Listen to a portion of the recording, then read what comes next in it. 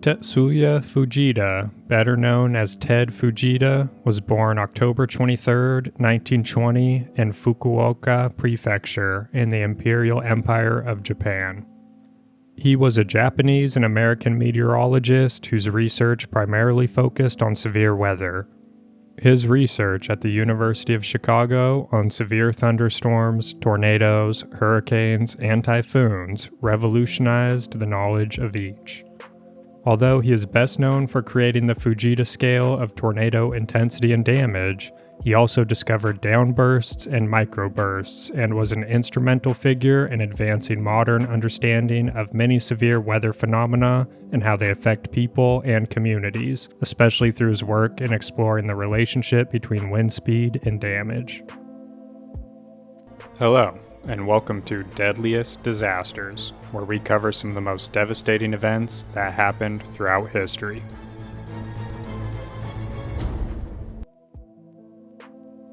In 1953, Ted Fujita was invited to the University of Chicago by Horace R. Byers, who had become interested in Fujita's research, particularly his independent discovery of the cold air downdraft. Fujita remained at the University of Chicago until his retirement in 1990. What makes the life of Ted Fujita so interesting is not just his work with tornadoes and severe weather, but also how he survived the World War II atomic bombings of Japan. Fujita was residing in Kokura during World War II. Kokura was a primary target for the Fat Man atomic bomb, but on the morning of August 9, 1945, the city was obscured by clouds and smoke from the neighboring city of Yahata, which had been firebombed the day before. As a result, the atomic bomb was dropped on the secondary target of Nagasaki. The B-29 superfortresses, however, did fly over Kokura and were extremely close to executing the mission drop.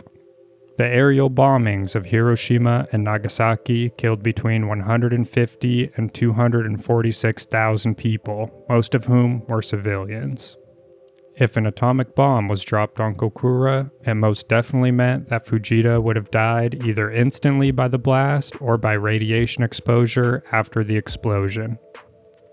Studying the damage caused by the nuclear explosions contributed to Fujita's understanding of downbursts and microbursts as starbursts of wind hitting the Earth's surface and spreading out. Although Fujita's best-known contributions were in tornado research, he was often called Mr. Tornado by his associates and by the media.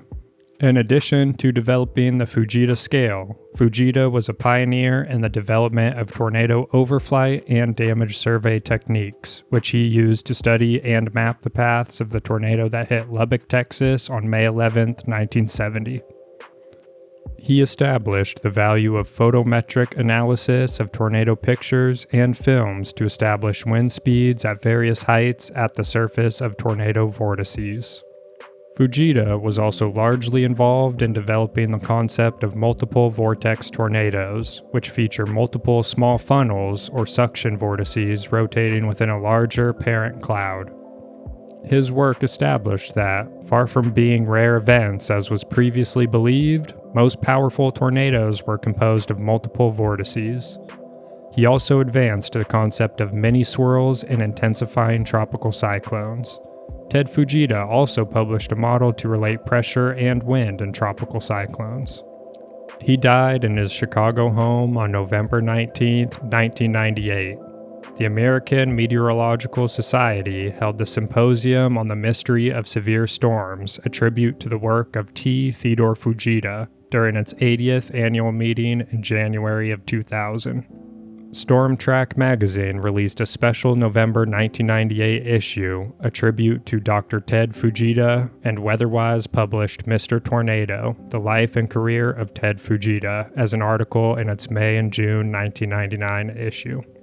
His legacy lives on today with the enhanced Fujita scale. Many countries worldwide have used Fujita's work to better understand tornadoes and severe weather patterns across the globe. His name will live as his work is the critical backbone to the research done today.